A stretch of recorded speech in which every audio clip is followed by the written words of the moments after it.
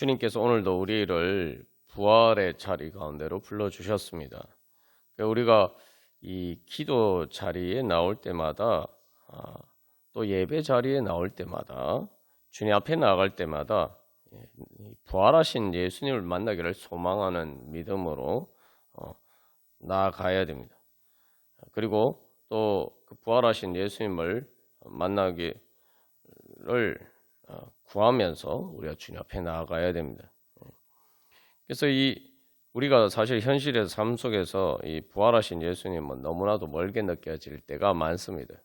말 그대로 부활 승천하셔서 그 주님께서 이 땅에 안 계시기 때문에 이 부활이라는 것이 우리의 삶과 별로 상관없는 것처럼 그렇게 살아갈 때가 많습니다. 그러나 우리가 기억해야 할 것은 오늘 부활하신 예수님께서 제자들에게 숨을 내쉬며 성령을 받으라 말씀하셨습니다. 우리가 항상 믿음이 없는 것은 하나님 아버지도 믿고 예수님도 믿는데 성령 하나님을 믿지 못하기 때문입니다. 왜냐하면 성령 하나님은 나와 함께 하시는 분이기 때문입니다. 이제 하나님 아버지께서 예수님을 보내주셨고 또 그 예수님께서 우리에게 성령님을 보내주셨습니다. 그래서 예수님께서 분명히 약속하시기를 성령님을 통해서 우리와 영원히 함께 하시겠다 그렇게 말씀하셨습니다. 그런데 우리가 이제 멀리 계신 하나님 아버지와 예수님은 믿는다고 하면서 부활하신 예수님께서 우리에게 주신 그 성령님을 우리가 잊어버리고 살 때가 많습니다. 부활하신 예수를 믿는다는 것은 예수님이 부활을 통해서 주님께서 이제는 우리에게 그 부활 생명을 주셨다라고 믿는 것입니다. 예수님 믿음으로 내가 예수님을 부활하게 하신 바로 그 바로 그 성령의 생명을 나에게 주셨다는 것을 믿어야 됩니다. 오늘 그 부활하신 예수님께서 그래서 제자들에게 성령을 받으라 말씀하셨죠. 이제 예수님 부활은 그저 단순히 우리와 지금 현실에 우리와 상관없는 머나먼 미래의 일이 아니라 지금 바로 주님께서 성령을 통해서 우리 가운데 역사하시는 일이라는 것입니다. 그래서 이 예수님이 부활하셨을 때 성령님을 통해서 성령의 능력을 통해서 부활하셨다. 그렇게 성경은 정언하고 있습니다. 그러면 그 예수님을 부활하게 하신 하나님의 생명, 바로 그 성령 하나님께서 이제 오늘도 똑같이 동일한 그 성령 하나님께서 우리 가운데에서도 역사하고 계신다는 사실을 우리가 믿어야 됩니다. 그래서 주님께서 오늘도 바로 예수님을 부활하게 하신 것처럼 오늘도 우리를 부활시켜 주시기 위해서 다시 이렇게 세워주시기 위해서 우리를 불러주셨음을 믿어야 됩니다. 또 그렇게 해주시기 위해서 성령님께서 오늘도 우리 가운데 역사하시고 오늘 이 기도의 자리 가운데로 불러주신 줄을 우리가 믿고 그 성령님의 인도하심을 따라가야 됩니다. 예수님의 부활을 우리가 믿는다고 하면서도 이 유대인들이 생각했던 그런 부활만 믿는 경우가 많습니다. 예수님의 부활을 믿어야 되는데 예수님을 믿지 않았던 유대인들이 믿었던 그 부활의 수준에 머물러 있을 때가 많습니다. 유대인들도 이 최후의 심판 때에 부활할 것을 다 믿었습니다. 문제는 베드로가 왜 예수님을 부인했습니까? 바로 지금 현실의 삶에서 바로 지금 내 육신으로 죽을 육신으로 살아가는 이 삶 가운데 함께 하시면서 바로 부활의 능력으로 역사하시는 그 예수님을 믿지 못했다는 것이죠. 그래서 예수님을 부인하고 버릴 수밖에 없었던 것입니다. 그래서 베드로가 예수님을 부인한 사건은 신약의 그 사복음서의 전체가 다 기록이 되어 있어요. 아주 중요한 사건이란 거죠. 그것이 보여주는 것은 우리의 불신이 어떤 문제인가를 보여주는 겁니다. 베드로는 분명히 최후의 심판 때 부활을 믿었는데 바로 예수님이 오늘 그 예수님이 죽으신 예수님, 우리가 똑같은 그런 죽을 육신을 가지신 바로 그 예수님의 부활을 믿지 못했다는 거죠. 우리는 그 부활을 믿어야 됩니다. 그것이 예수님의 부활을 믿는 겁니다. 그래서 우리의 부활은 마지막 최후의 심판 때의 부활이 아니라 지금 그 부활을 믿어야 돼요. 그 부활 생명 이미 주님께서 우리에게 주셨고, 그래서 예수님의 부활이라는 게 최후의 심판 때 일어난 일이 아니잖아요. 예수님 부활하신 그 몸이 뭐 천국 가셔서 다시 전혀 다른 새로운 몸으로 부활하신 게 아닙니다. 그러니까 우리는 그런 부활만 생각해요. 내가 죽어서 천국 가고 나중에 예수님 재림하실 때 내 몸이 부활할 것이다. 우리는 그런 부활만 생각하면서 살 때가 많습니다. 예수님의 부활은 지금 우리가 똑같은 그 죽을 육신으로 사시다가 죽으셨는데 바로 그 몸이 부활하신 거예요. 그래서 이 예수님께서 요한복음 11장에서도 나를 믿는 자는 죽어도 살겠고 살아서 나를 믿는 자는 영원히 죽지 아니하리라고 말씀하셨죠. 그래서 우리는 바로 예수님의 부활 생명이 성령을 통해서 지금 내 안에 역사하시고 그리고 그렇기 때문에 주님께서 오늘도 우리 가운데 바로 그 부활의 역사를 일으켜 주실 것이다 믿고 주님 앞에 나가야 됩니다. 우리가 믿으면 그 다음에 그것을 구해야 되겠죠. 부활하신 예수님을 만나기를 구해야 됩니다. 우리가 오늘 이 말씀을 보면은 예수님의 부활을 전혀 몰랐던 그 무덤에 찾아갔던 여인들이 있고 또 예수님의 부활을 전혀 예상하지 못한 상태에서 부활하신 예수님을 만난 제자들이 있습니다. 그러나 이제 요한복음 21장에서는 부활하신 예수님을 만났고 그래서 부활하신 예수님이 갈릴리로에서 만날 것이다라는 그 약속을 따라서 부활하신 예수님을 만나러 간 또 제자들의 모습이 있습니다. 우리가 사실은 부활에 대해서 제대로 믿지 못할 때 먼저 그래서 우리의 어떤 자리 가운데도 부활하신 예수님이 함께 하신다는 것을 믿어야 됩니다. 성령을 통해서 함께 하신다는 걸 믿어야 돼요. 그래서 우리의 신앙은 부활하신 예수님을 믿는다면은 바로 예수님의 부활 생명이 성령을 통해서 우리 안에 역사하신다는 것을 믿어야 됩니다.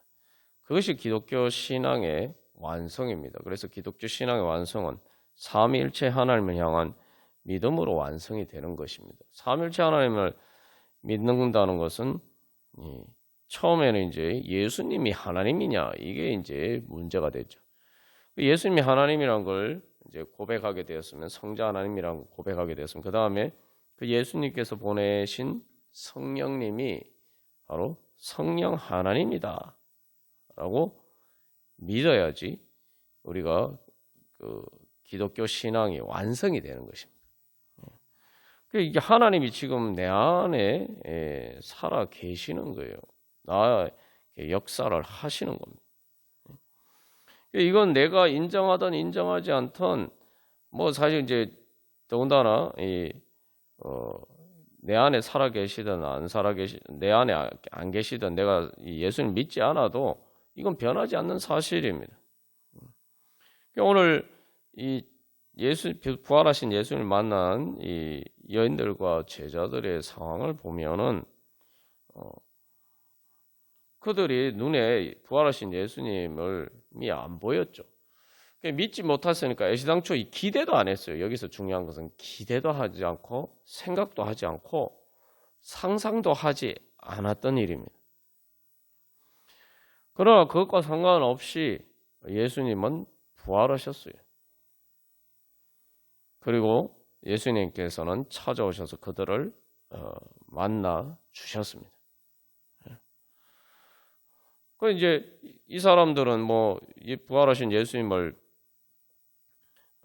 에 대해서 몰랐으니까 그렇다지만 우리는 이 부활하신 예수님을 만난 이 여인들과 이 제자들의 증언을 통해서 우리가 알고 있지 않습니까?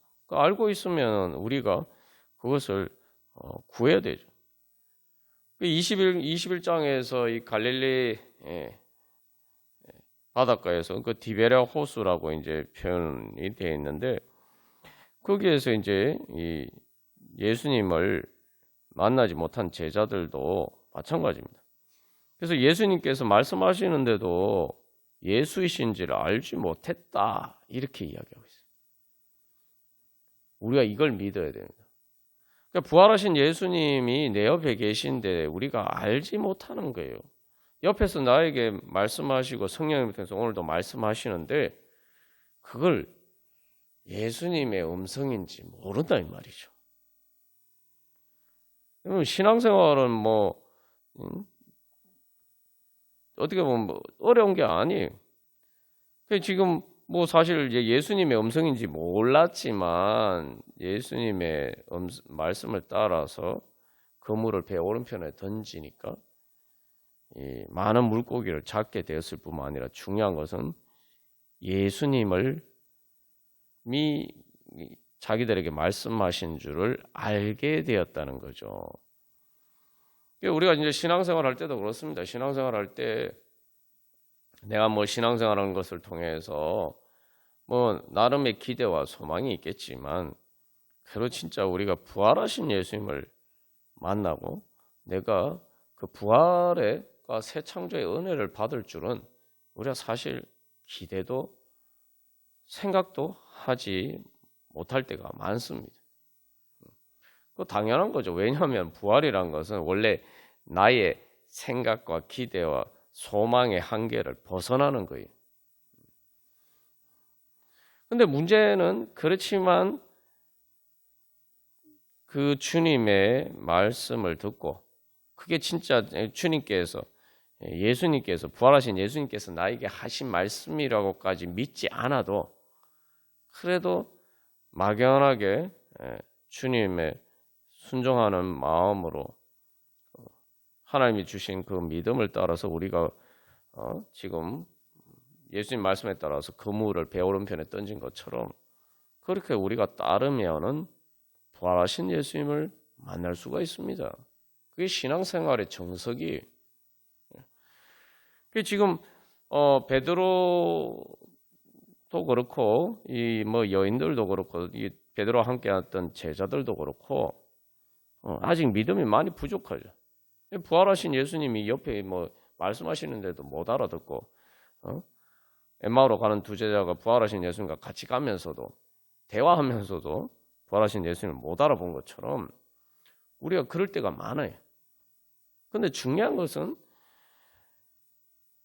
그 여인들도 예수님을 사랑하는 마음이 있어서 그 무덤에 예수님을 찾아갔었고 예수님이 부활하신 예수님이라고 기대하지 않고 예수님이 죽으셨다고 생각했지만 그래도 예수님을 사랑하는 마음이 있어서 예수님을 찾아갔고 제자들도 부활하신 예수님을 상상도 못했지만 그러나 예수님의 이름으로 그들이 모여 있었고 또 베드로나 또 다른 제자들도 예수님의 말씀을 따라서 갈릴리로 갔었고 그리고 또 예수님의 음성인지 몰랐지만 그래도 내가 하는 일을 통해서는 아무런 성과가 없으니까 그래도 믿자봤자 본전이다 생각했을지도 모르죠. 어쨌든 그래서 그 예수님의 말씀을 듣고 그물을 배 오른편에 던졌을 때 예수님을 만났다는 사실입니다. 신앙생활도 마찬가지. 뭐 우리가 진짜 뭐 신앙생활을 통해서 부활하신 예수님을 만나야 부활의 새 창조를 경험한다. 이런 거 생각 못 하고지만 중요한 것은 어떤 사람은 그 신앙생활을 통해서 부활하신 예수님을 만나는 사람들이 있고 어떤 사람은 못 만나는 그 여전히 그 예수님을 알아보지 못하는 사람들이 있어요. 그 이유가 뭡니까? 예수님의 말씀을 교회를 통해서 사람들을 통해서 하시는 예수님의 말씀을 듣고 따랐느냐에 달려 있어요. 많은 사람들이 그것을 듣고 따르지 않기 때문에 부활하신 예수님을 못 만나는 거예요. 오늘도 지금 베드로가 그 예수님 물으셨을 때에 고기가 있느냐 물으셨을 때 없습니다 이렇게 이야기하잖아요. 없으니까 그물을 배 오른편에 던져라 이렇게 말씀하시지 않습니까? 그러면은 이게 믿음의 가장 중요한 출발점이죠. 내가 해봐도 안 되는구나. 나는 할 수 없다라는 걸 인정하고 그러면은 최소한 믿음의 시도는 해봐야 되는 거죠. 근데 우리는 대부분 믿음의 시도도 하지 않는다는 거죠. 내가 지금까지 정말 잡은 물고기도 없이 그렇게 허무하게 인생을 살았음에도 불구하고 이 주님의 말씀을 따라서 내가 그러면 지금까지 살던 것과 다른 방식으로 한번 믿음의 시도를 해봐야 되겠다. 그렇게 생각하고 교회를 통해서 성령님께서 하시는 말씀을 들어야 되는 거예요. 결국 부활하신 예수를 만나느냐 못 만나느냐는 거기에 차이가 있는 거죠. 그래서 우리가 이제 부활의 겨울 눈에 대해서 말씀을 통해서 나누었습니다만 주님께서 우리에게 그래도 예수님을 믿고 교회를 나오니까 부활의 겨울 눈을 우리가 다 받은 겁니다. 그러면은 우리에게는 가능성이 주어져 있는 거예요. 그런데 왜 어떤 사람은 그 부활의 겨울 눈을 그 잎을 내고 꽃이 피어서 정말 부활의 아름다운 봄의 그러한 봄날과 같은 은혜를 하나님 나라의 은혜를 경험하는데 왜 어떤 사람은 그렇지 못하느냐. 또 우리가 그런 경험이 있다 하더라도 과거에는 내가 그러했는데 지금은 내가 왜 그렇지 못한가. 아직도 겨울이기 때문이죠. 왜 겨울입니까? 주님과 거리가 멀기 때문에 그렇습니다. 내가 예전에 그런 부활의 은혜를 경험했다 하더라도 지금 또 다른 문제에 부딪혔을 때에 그 문제에 있어서는 바로 거기서 부활하신 예수님을 만나야 되는데 그 문제 때문에 내가 주님과 그만큼 거리가 먼 상태에 있단 말이죠. 내가 전체적으로는 뭐 예전보다 더 주님께 가까이 있다 하더라도 그 문제 때문에 그 문제에 있어서는 내가 주님과 거리가 먼 거예요. 우리가 그래서 항상 기억해야 될 것은 부활하신 예수님이 안 계신 것이 아니고 부활하신 성령님이 안 계신 것이 아니고 문제는 내가 주님과 멀어서 그렇다. 지금 내 삶에 새로운 장애물들을 만났을 때에 또 내가 극복해야 되는 문제들이 있고 또 내가 새롭게 성장해야 되는 부분들이 있을 때 또 내가 새롭게 하나님 나라를 이루어가야 되는 그런 부분들이 있을 때에 이게 예전의 문제보다 더 어려운 문제란 말이죠. 예전보다 더 어려운 문제면 예전에 내가 그런 은혜를 경험했는데도 불구하고 그럼에도 불구하고 내가 극복하지 못하는 문제면 이건 내가 지금까지 경험한 어떤 문제보다 더 큰 문제죠. 그러니까 예전보다 더 크신 하나님을 만나야 돼요. 그런 면에서 우리가 그 부분에서 주님과 거리가 먼 겁니다. 그래서 내가 주님께 가까이 나아가야 돼요. 주님께 가까이 나가면은 말 그대로 이제 지구가 약간 이렇게 태양 반대편으로 기울어져 있으니까 많이 기울어지지도 않았어요. 사실 겨울이 제일 추운 겨울이 되는 것은 뭐 20몇 도, 각도가 20몇 도 이렇게 태양 반대편으로 지구가 기울면은 겨울이죠. 봄이 오는 건 뭐 충분히요. 근데 뭐 그 기울어진 각도가 20몇 도 기울어진 것이 이제 딱 똑바로 서면은 충분히 되는 거예요. 봄이 오는 겁니다. 그 태양과 지구 사이의 거리에 비하면 아주 작은 거리. 우리가 주님께, 그러나 우리에게는 이제 지구의 관점에서 보면 거리가 먼 것이죠. 그래서 우리 보기에는, 그래서 내가 주님께 돌아가는 것이 어렵고 그 주님을 만나는 것이 멀게 느껴지지만, 그러나 실상은 내가 주님께 조금만 돌이키면은, 조금만 더 가까이 나가면은 그 주님 만날 수 있다는 겁니다. 문제는 이 겨울이 뭐 영원히 계속될 것처럼 그렇게 생각하면 안 된다는 거죠. 그 주님께서 우리에게 부활의 겨울 눈을 주셨고, 그리고 이미 의의 태양신 예수님께서는 내가 보든 보지 못하든 찬란하게 지금도 비치고 계십니다. 뭐 지구가 밤이든 겨울이든 태양은 변함없이 그 자리에 있어요. 지구가 돌고 있기 때문이고 또 지구가 기울어졌기 때문이죠. 그래서 밤과 겨울이 되는 거죠. 그게 그러면은 내가 주님께 가까이 나가면 되겠다. 그래서 주님께 가까이 나가서 주님의 빛을 더 강하게 받으면은 내 안에 있던 주님께서 주신 부활의 겨울 눈이 갑자기 그 임계치에 도달하면 갑자기 이렇게 그 잎을 내고 꽃을 피우게 된다는 거죠. 우리가 그때까지 인내하면서 주님 앞에 나가야 돼요.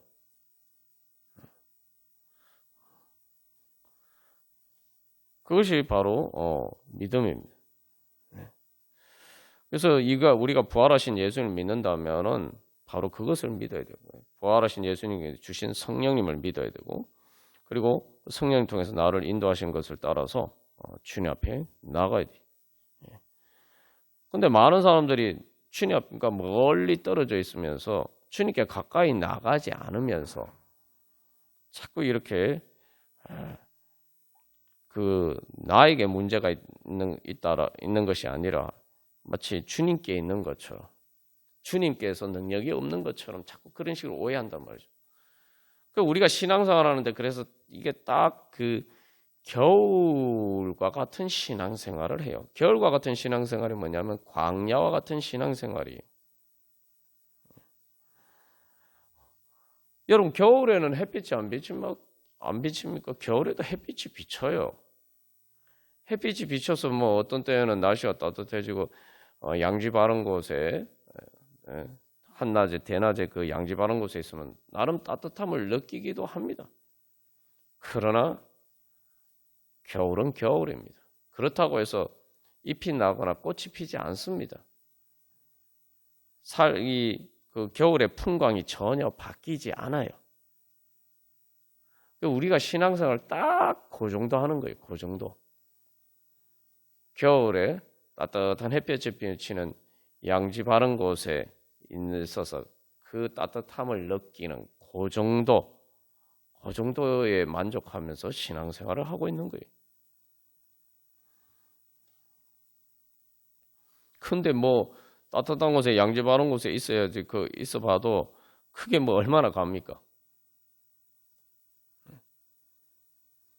그래서 하나님의 은혜도 알고 사랑도 알고 그런 따뜻함도 나름 아는 것처럼 보이지만 그 따뜻함이란 건 내 삶을 바꾸는데 아무런 영향력을 미치지 못하는 겁니다.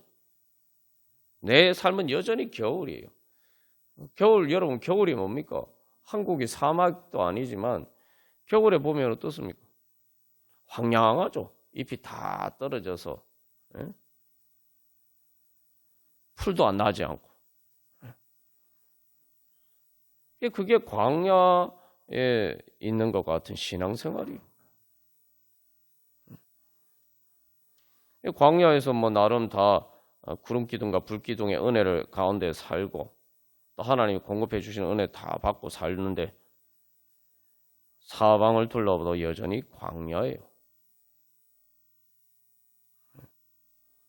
그러니까 이스라엘 백성들 어떻게 합니까? 자꾸 애굽으로 돌아가자. 그러니까 하나님을 향한 기대가 없어요. 그래서 자꾸 이렇게 뭔가 좋은 것을 찾으러 가면은 자꾸 세상을 바라보게 돼 있어요. 왜냐? 하나님께서 주신 부활의 은혜를, 가나안 땅의 하나님 나라의 은혜를 모르기 때문에. 이스라엘 백성들이 실제로 가나안 땅에 들어가 보지도 않았어요. 그리고 반대로 가나안 땅에 들어가다는 죽을 줄 알아요. 뭐 신앙생활을 열심히 하면은 뭐 죽습니까? 아니잖아요.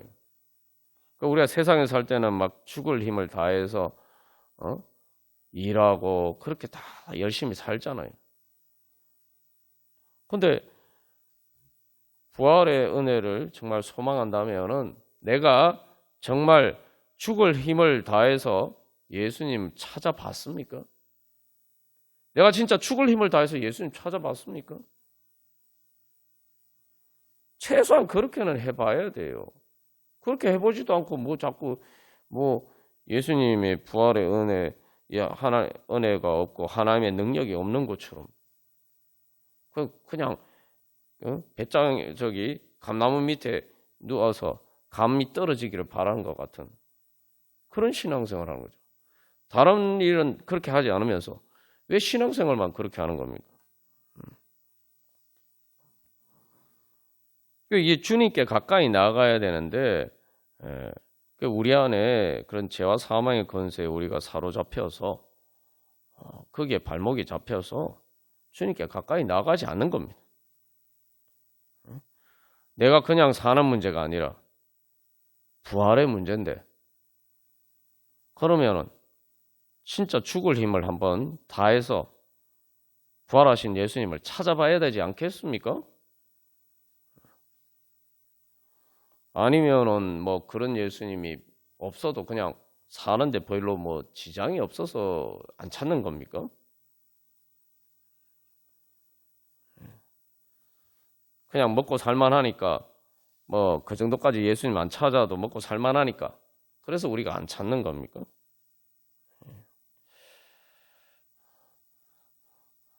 우리가 그래서 우리의 삶 가운데 계신 그 예수님을 만나야 됩니다. 내가 먹고 사는 문제 가운데에서 내가 먹고 사는 문제 또 내가 세상에서 그런 내가 어떤 행복을 위해서 하는 그런 일보다 주님께서 나에게 더 큰 은혜를 주실 수 있다. 그것을 믿고 주님 앞에 나가야 됩니다. 그렇지 않으면 나중에 그렇게 살다가 뭐 내가 죽을 때 가면은 아이고 내가 주님 믿고 내가 천국 갈 거다. 어떻게 보장하겠습니까?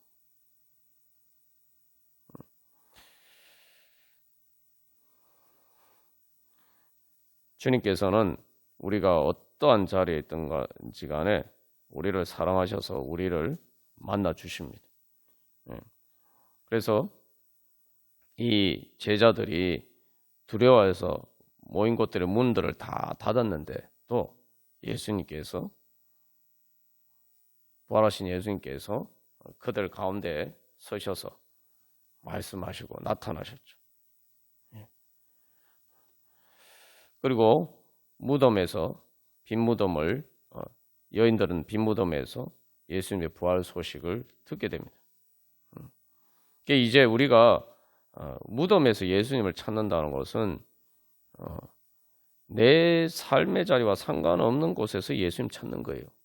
죽음 이후에 예수님 다 믿죠. 예수 믿고 뭐 죽어도 천국 갈 것이다. 막연한 그런 기대와 소망을 가지고 우리가 살아갑니다.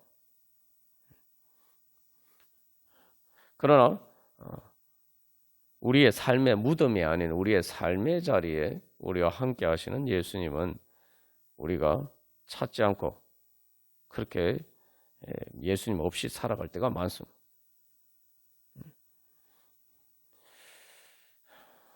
그래서 다시 한번 우리 자신에게 질문하면서 정말 나는 그런 예수님 안 만나도 괜찮은가?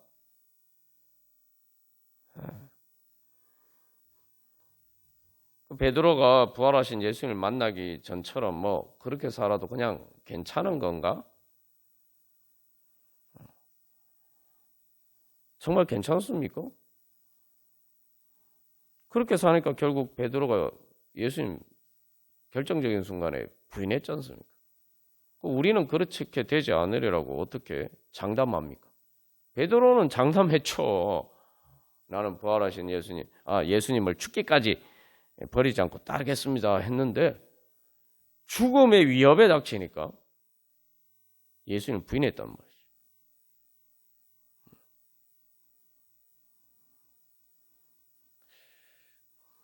우리가 정말 그런 자리에 서지 않으리라고 우리가 어떻게 장담합니까? 그렇게 장담하면은 우리가 부활하신 예수님을 구하지 않겠죠.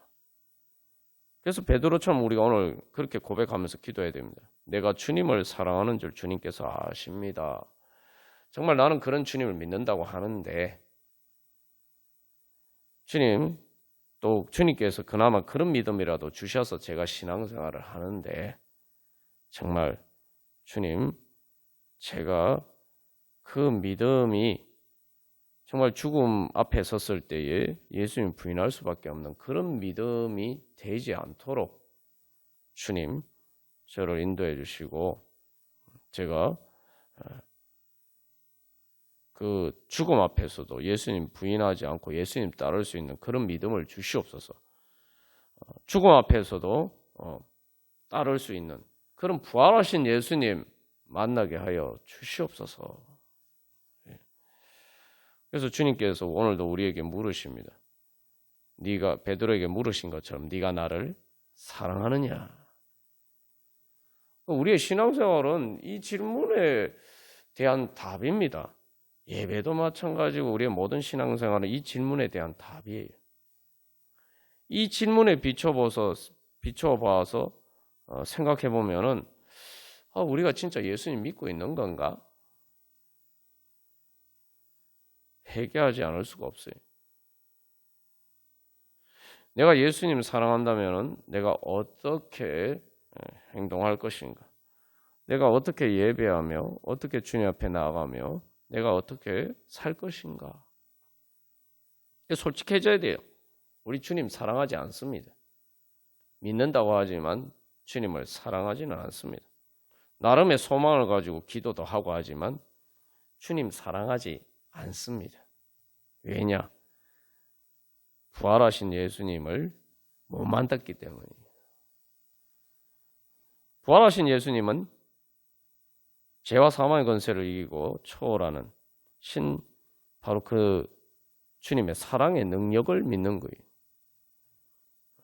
그리고 그것은 내가 죽어도 주님 때문에 죽어도 주님께서 나에게 부활을 주신다. 부활을 주신다는 것은 그냥 단순히 부활이 아니라 하나님 나라로 부활하는 겁니다. 그러니까 내가 주님 때문에 십자가를 지고 죽음의 고통, 지옥과 같은 고통을 당해도 주님께서는 나에게 천국의 행복을 주실 수 있는 분이다.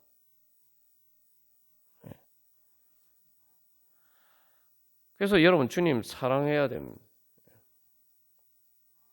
우리가 그런 마음이 없기 때문에 베드로처럼 내가 주님을 사랑하는 줄 주님께서 아십니다. 이게 저는 주님 사랑하고 싶은데 실제로 그렇지 못한 부분들이 많습니다. 주님 사랑하게 해주십시오. 그렇게 고백하는 거죠.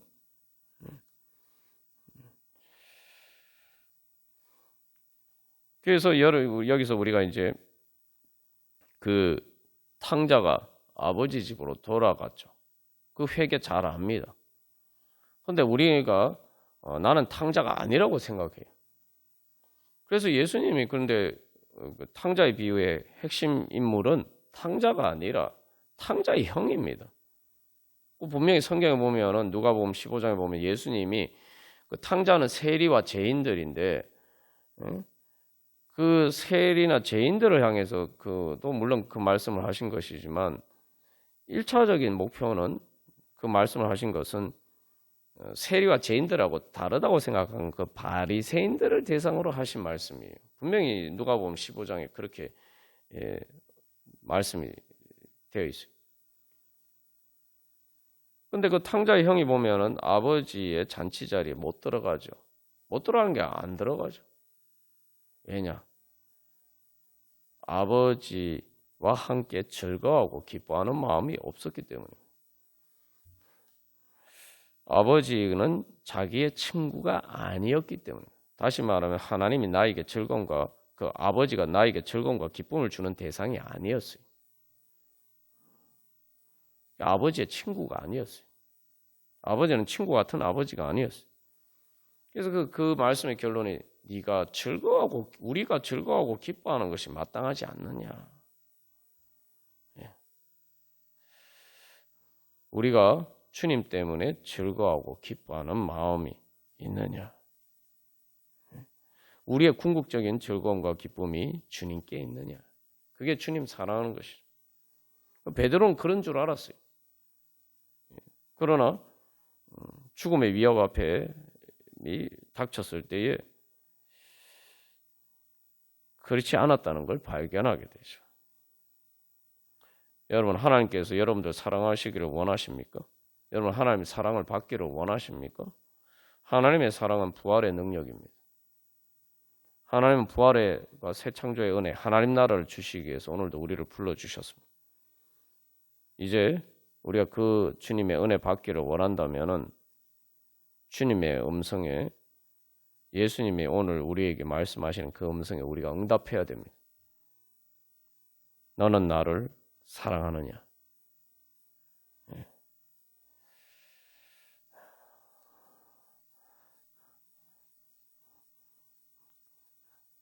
정말 나에게는 부활하신 예수님이 필요한가?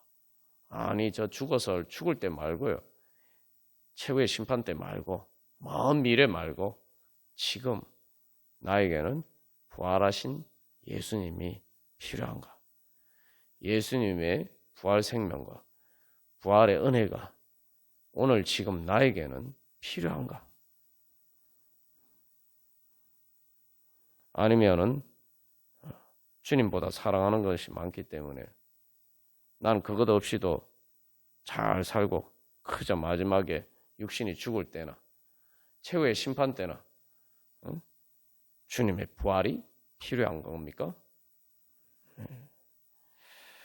우리가 다시 한번 우리 자신을 돌이켜보면서 정말 나는 부활 생명으로 살아가고 있느냐? 지금 부활 생명으로 살아가지 못하면서 나중에 육신이 죽는 순간에는 부활 생명으로 내가 죽음을 이기고 천국에 가고 마지막 최후의 심판 때에는 내가 부활할 것이라고 어떻게 믿습니까? 지금 부활의 생명이 없으면은 지금 부활의 생명으로 살지 않으면서 그 길을 가지 않으면서 나중에 그 생명이 지금 없는 생명이 그때 갑자기 생기는 겁니까? 그러면 예수님을 믿는 겁니까? 성령을 받은 겁니까?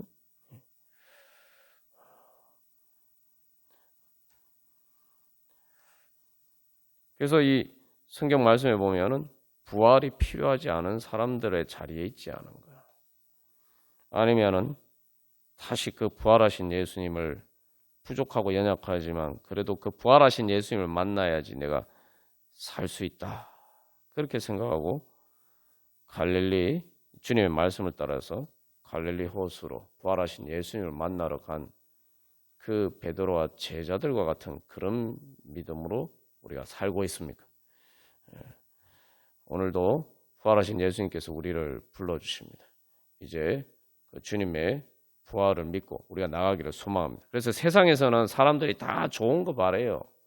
지금 내가 이미 만족할 만한데도 더 좋은 거 바랍니다. 그런데 왜 우리는 주님의 부활의 은혜를 소망하지 않는 걸까요?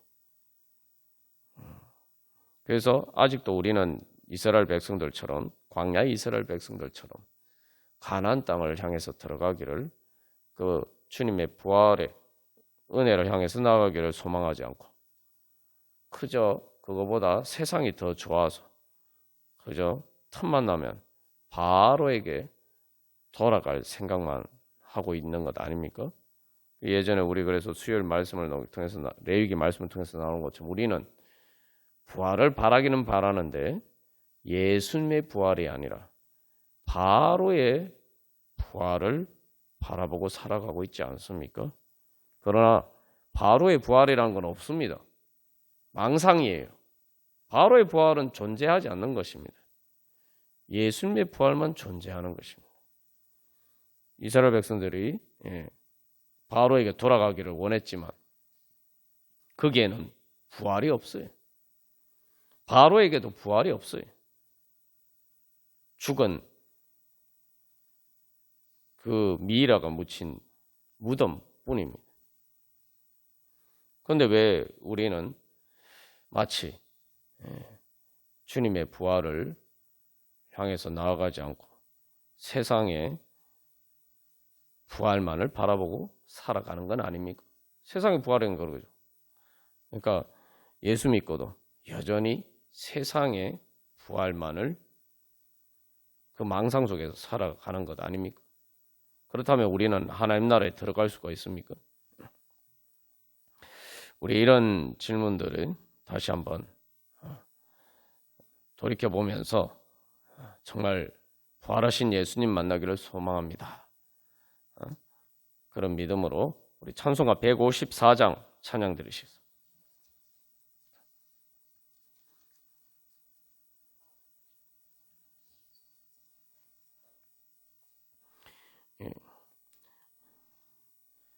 이 찬송가 154장은 뭐 고난이라는 주제로 분류가 되어 있습니다만 이 겟세마네 기도를 늘 기억하게 하시고 그 십자가의 은혜로 날 인도하소서 그러면서 주님의 십자가를 기억하죠. 그러면서 뭐라고 이해합니까? 2절에서는 누셨던 무거덤 내게도 보이시옵소서. 그래서 3절 말씀에서도 마리아처럼 새벽에 주께로 갑니다. 빈 무덤 내게 보이사 날 가르치소서. 그러니까 우리가 주님의 부활을 찾지 않는 이유는 그 부활을 찾으면서 주님 따라가는 것이 마치 이게 십자가를 지는 것처럼 자꾸 그렇게 생각되기 때문이죠. 뭐 진짜 뭐 주님을 따라가서 주님의 일을 해서 힘든 게 아니라 내가 부활하신 예수님 만나러 하다못해 뭐 신앙생활하는 것도 무슨 십자가를 지는 것처럼 그렇게 생각해.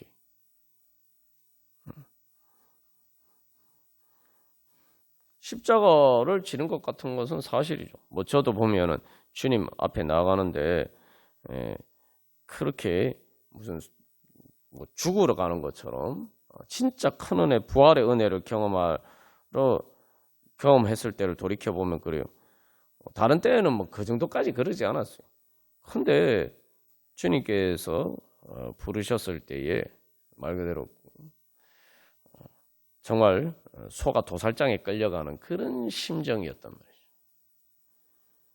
주님께서 말 그대로 근데 그렇게 주님을 그럼에도 불구하고 어쨌든 제자들처럼 또 그렇게 주님을 이렇게 따라갔더니 뭐 도살장에 끌려가는 심정이었던 어쨌든 간에 순종을 했더니 거기서 말 그대로 예수님 만나고 그리고 제 삶의 부활의 새 창조와 같은 그런 일이 일어났어요. 말 그대로 천지가 개벽하는 일이 일어났습니다. 제 자신이 뭐 개인적 뭐 신앙적인 뿐만 아니라 세상 사람들 보기에도 천지가 개벽하는 것과 같은 그런 일이 일어났어요. 근데 왜 그럴 때에 내가 주님 앞에 주님께서 그런 부활의 자리로 부르셨는데 왜 나는 소가 도살장에 끌려가는 그런 심정이었을까? 그래서 우리가 겟세마네 기도와 같은 기도가 필요한 겁니다.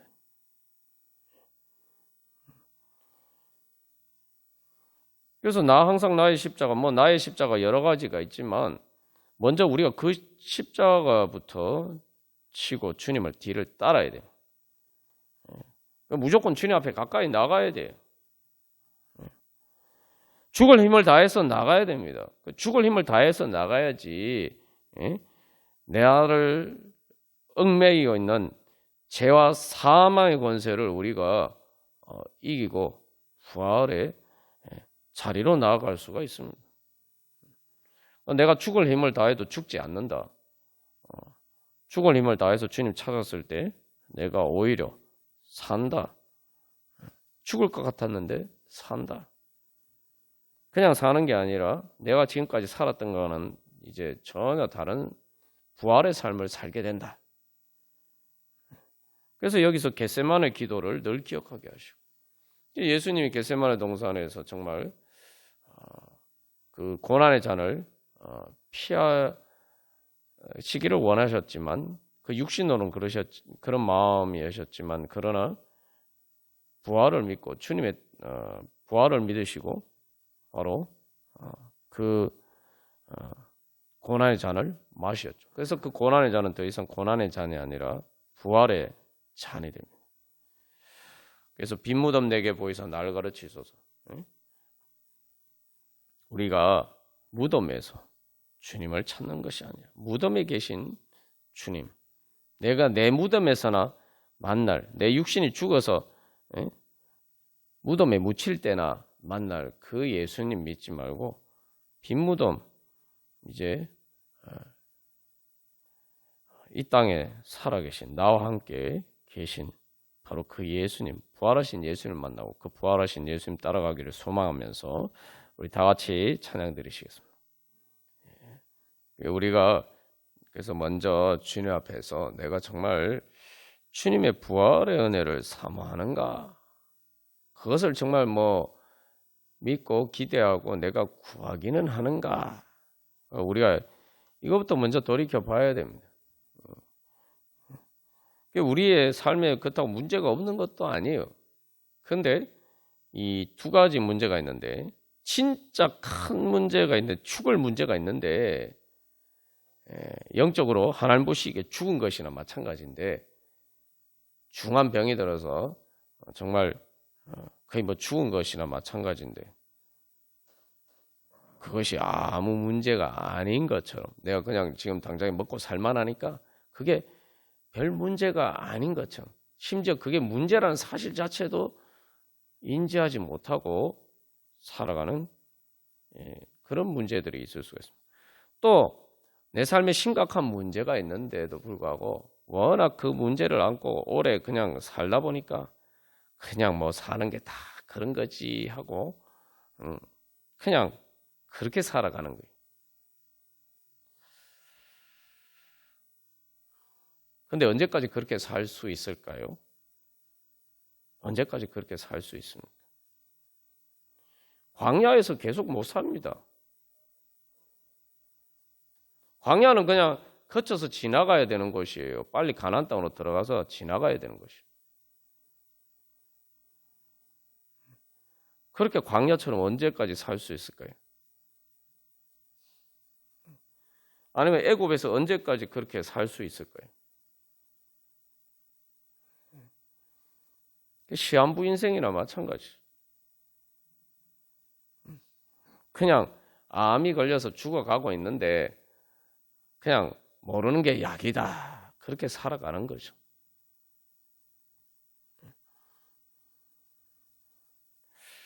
우리가 다시 한번 그런 자리에 있지 않는가. 그래서 대제사장 무리들은 여기는 그들은 최후의 심판 때 부활도 믿지 않았어요. 그러니까 당장 이 땅에서 잘 먹고 잘 사는 문제에만 관심이 있었죠.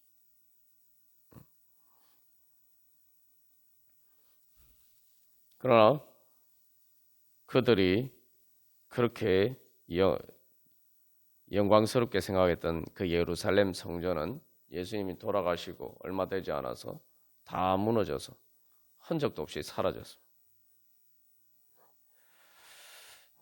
우리가 다시 한번 부활에 대한 믿음이 없었고 또 그 부활의 믿음으로 부활하신 예수님을 따라 살지 않았던 것, 그러한 우리의 불신을 먼저 회개하고 주님, 이제 주님, 부활하신 예수님 없으면 살 수가 없습니다. 부활하신 예수님이 없으면 우리의 삶이 이 제자들이 지금 유대인들 두려워서 모인 것들의 문들을 닫아놓고 있는 것처럼 그렇게 사는 것과 마찬가지. 무덤과 같이 마찬가지. 무덤에서 불 켜놓고 좀 멋있게 살아본다 하지만 결국 진시황의 그런 왕들의 무덤과 같은 이집트의 피라미드, 바로의 무덤과 같은 그런 것일 뿐입니다.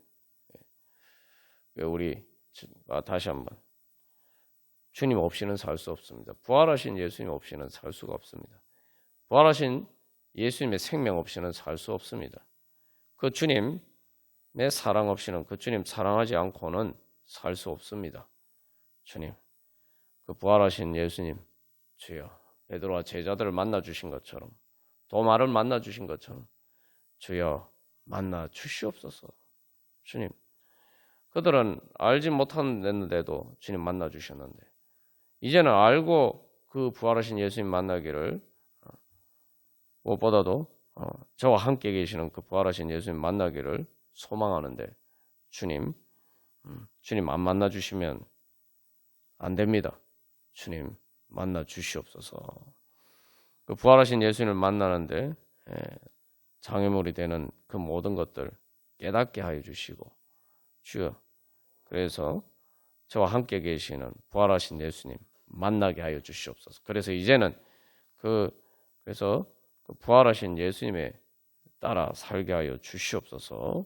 그 부활의 능력으로 주님 제 삶을 새롭게 변화시켜 주시옵소서. 하나님 나라 이루어 주시옵소서. 하나님 나라 이루어 가게 하여 주시옵소서. 우리 함께 기도하겠습니다. 우리 찬송가 165장 찬양 드리시겠습니다. 여러분 부활하신 예수님 만나기를 원하십니까?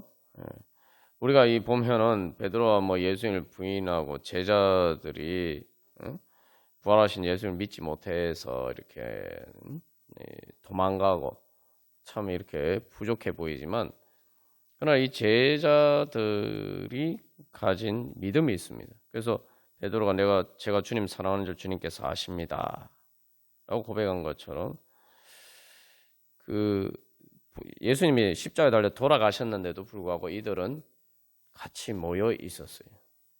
예수님의 이름 때문에 같이 모여 있었죠. 예수님의 이름 때문이 아니면 그들이 모여 있었을 이유가 뭡니까? 그리고 베드로도 부족했지만 부활하신 예수님을 만났을 때 즐거워하고 기뻐하고 그리고 이 무덤을 찾은 여인들도 마찬가지. 부활하신 예수님을 몰랐지만 그러나 예수님 사랑하는 마음이 있었습니다. 그러니까 부활하신 예수님이 다가오셨을 때에 그들은 부활하신 예수님을 만날 수가 있었던 것입니다. 근데 당연한 거 아니냐? 부활하신 예수님 만나면 다 당연히 기뻐하지. 이렇게 생각하는데 실제로 저도 제 자신도 앞에서 이제 간증한 것처럼 그런 일이 있었고 또 목회를 하면서 보면은 정말 부활하신 예수님 만나 주시겠다라고 할 때에 많은 사람들은 오히려 도망갑니다.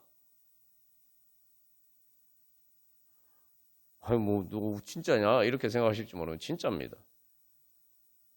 그냥 지금처럼 그냥 신앙생활하지 않고 뭔가 한 단계 믿음의 성장을 통해서 하나님이 주시는 이 새로운 말 그대로 부활의 새 창조와 같은 그런 은혜를 주시기를 원하셔서 그래서 저도 기도하는 가운데 또 이렇게 응답을 받아서 그렇게 이렇게 이야기를 하려고 하면은 어떻게 알고 기가 막히게 알고 도망갑니다. 피해요. 피하기만 하면 나는데 미워하기도 하고 주님 보시기에 불구덩이 화마 속에 있는데도 삶이 평온하니까 영적으로 화마 속에 있는데도 삶이 평온하니까 괜찮은 것처럼.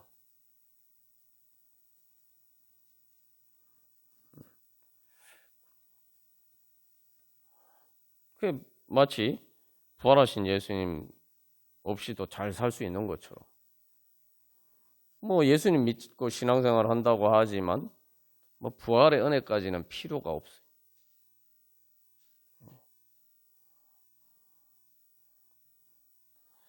그래서 막상 부활하신 예수님이 찾아오셔서 부활의 은혜를 주시기 위해서 부르셨을 때 정말 베드로나 제자들처럼 또 무덤에 자기들의 향품 향유를 가지고 찾아간 그 여인들처럼 그런 믿음을 가진 사람들이 를 주님께서 찾으시고 믿음이 부족하지만 만나 주셔서 부활의 은혜를 주시기를 원하시는데 많은 사람들이 그런 믿음이 없습니다. 부활의 믿음은 고사하고 부활하신 예수님을 만나면 기쁘고 즐거울 것이다 라는 그런 믿음이 없고 오히려 마치 예수님이 나에게 무거운 십자가를 지어서 내가 전에 지지 않았던 그런 무거운 짐을 져야 되고 막 구속당하는 것처럼 느껴져서 도망가는 사람들이 많아요. 왜 도망갑니까? 사마의 권세에 사로잡혀서 그렇죠. 부활하신 예수님 만나면 사마의 권세가 힘을 다 잃어버리고 사라지게 되니까. 흔적도 없이 멸절되니까. 망하니까 사마의 권세가 살기 위해서 끌고 가는 거죠.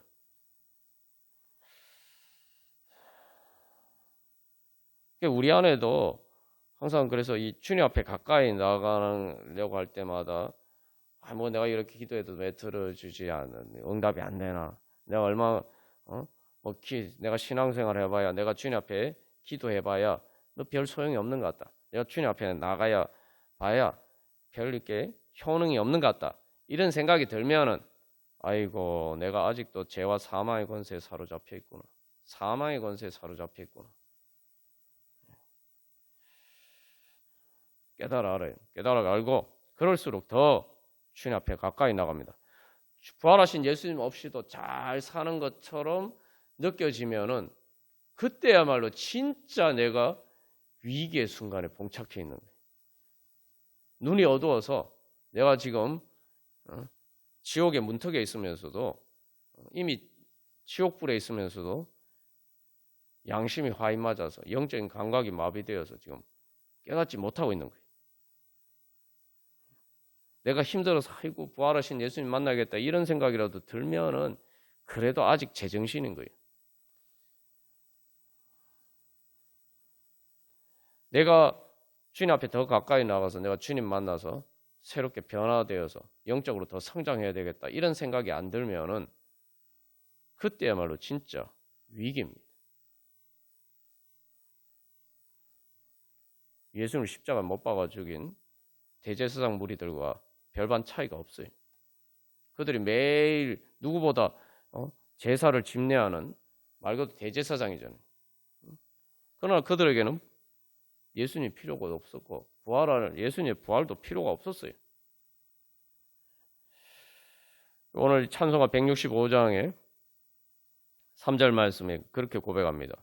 주님 없는 삶은 헛될 뿐이라. 주의 사랑으로 세상이 이기고 요단 건너 본향 가게 하소서. 그래서 이 부활하신 예수님 통해서 정말 이 두려움과 의심 물리치셨네. 부활의 주님 나타나서 두려움과 의심 물리치셨네. 우리의 두려움이라는 게 그냥 우리가 보통 일반적인 두려움만 생각합니다만 주님을 따라가는 것에 대한 두려움, 또 주님을 따라가는 것에 대한 의심, 이것도 이제 문제죠. 그래서 내가 진짜 부활 생명 없이는 살 수 없다. 그런 소망을 가지고 정말 주님 없는 삶은 헛될 뿐이라. 진짜 이게 참 진짜 문제는 진짜 부활이 필요한 사람은 부활이 필요하다고 느끼지 않는다는 거죠. 내가 그래도 그런 것이 필요하다 생각하면은 그래도 아직은 사실은 탕자처럼 이제 제정신이 어느 정도 있는 겁니다. 그래서 탕자가 제정신이 돌아와서 스스로 돌이켜서 아이고 내가 아버지에게 돌아가야겠다 이렇게 생각하죠. 그러니까 우리가 아니면 탕자의 형처럼 아직도 내가 눈이 어두워서 하나님 아버지의 그 기쁨에 참여하지 못하는 자리에 있지 않나. 우리 자신을 돌이켜 보면서 다시 한번 우리 자신에게 질문해 봐야 됩니다. 나에게는 예수님의 부활의 은혜가 필요하냐? 부활 생명이 필요하냐? 아니 저 죽을 때 말고 저 최후의 심판 때 말고요. 바로 지금 필요한가? 그 부활하신 예수님 만나는 것이 나에게는 지금 필요한가? 내가 그렇기 때문에 다른 어떤 것보다 내 생명보다 정말 죽을 힘을 다해서 그 부활하신 예수님을 만나고자 하는 그래서 주님 사랑하는 마음이 있는가? 우리 다시 너는 나를 사랑하느냐 그 주님의 질문에 앞에 서면서 우리 같이 찬양 드리도록 하겠습니다. 다 같이 찬양 드리시겠습니다. 부활의 주님 나타나시사 두려움과 의심 물리치셨네.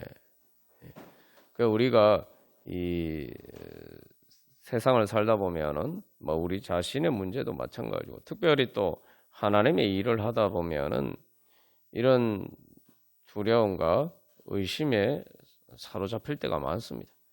사람들 가운데 작당하는 그 죄와 사망의 악한 권세를 보면은 참 답이 없어요.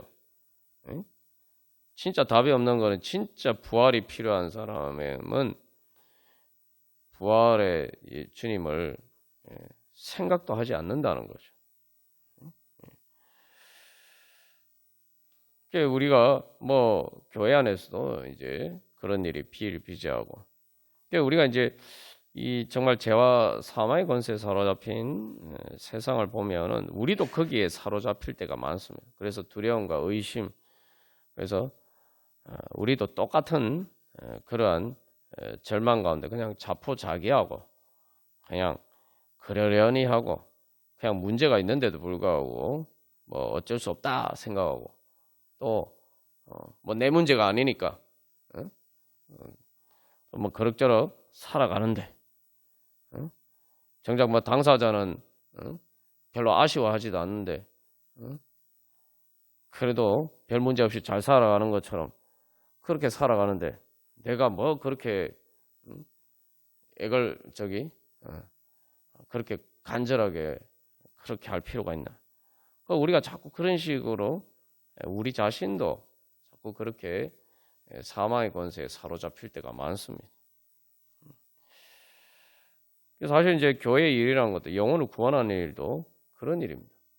죽은 사람이 어떻게 부활을 소망하겠습니까?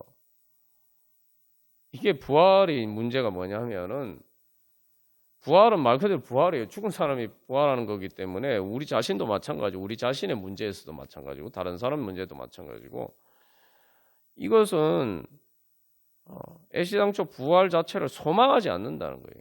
죽은 사람이 살아나니까 죽은 사람이 어떻게 부활을 소망합니까?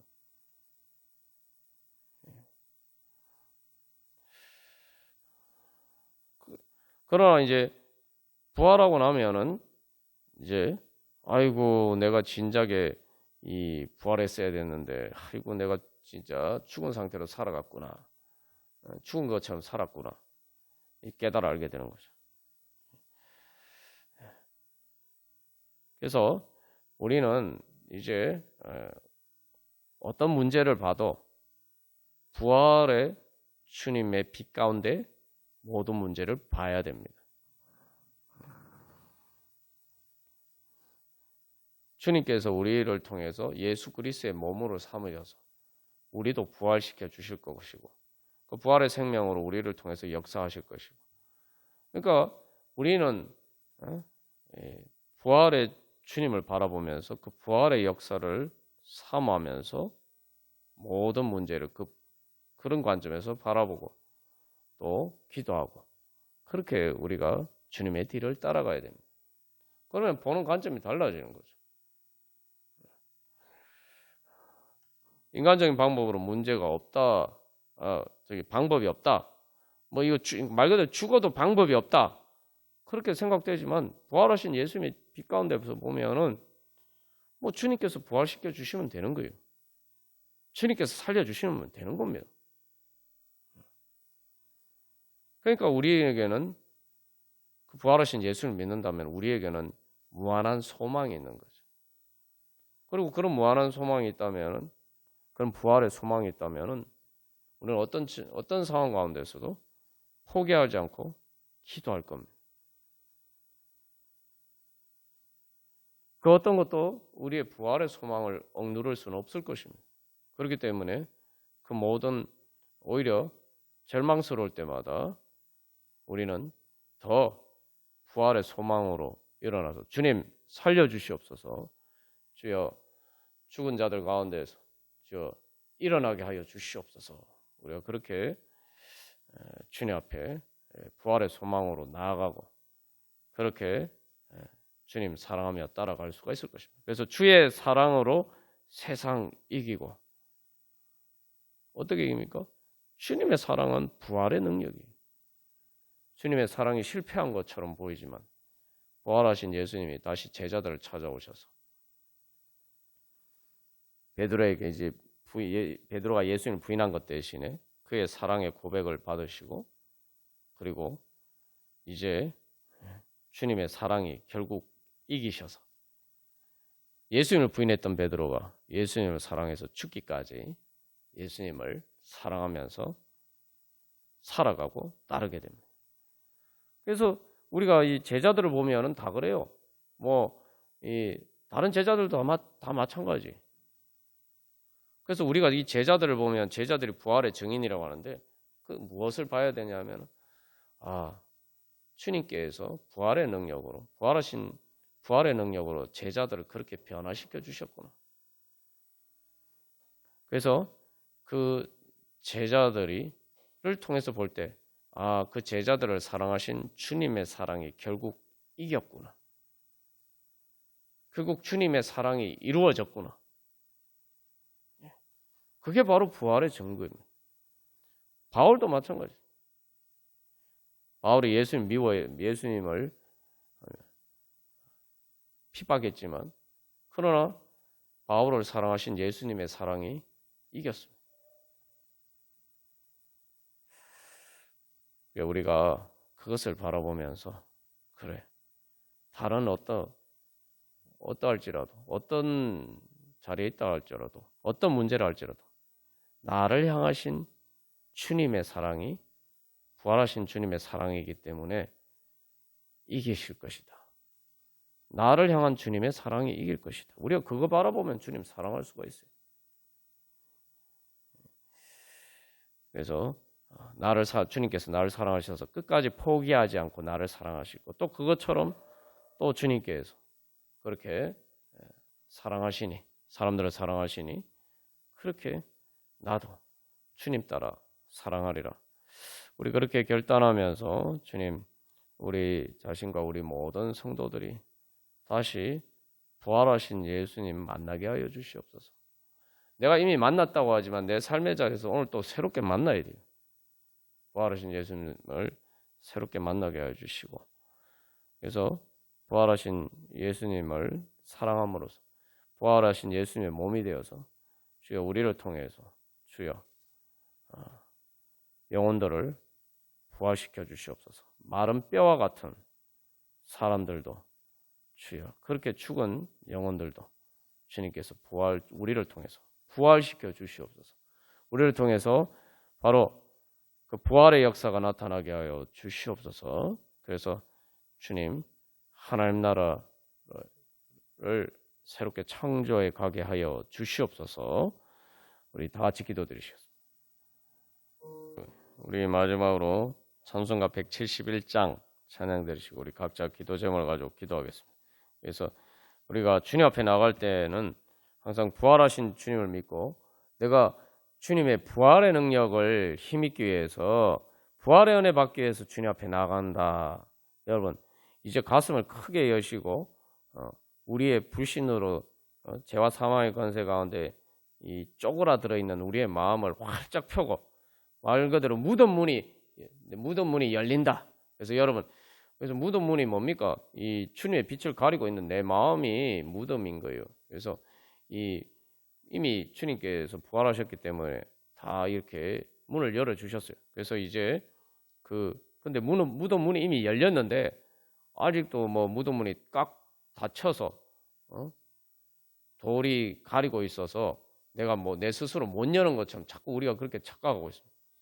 그러나 주님께서 베드로를 부르신 것처럼 또 우리도 부르십니다. 나의 사랑, 나의 어여쁜 자야, 일어나서 함께 가자. 부활의 봄이 왔다.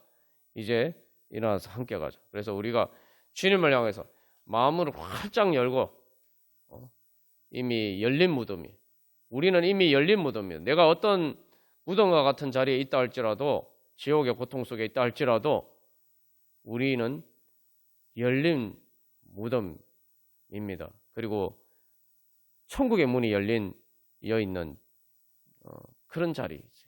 그래서 우리가 주님을 향해서 마음으로 활짝 열고 부활하신 주님 만나 주시옵소서. 주님 부활하신 주님 만나야 되겠습니다. 주여. 그래서 주님 불쌍히 여기서 살려 주시옵소서.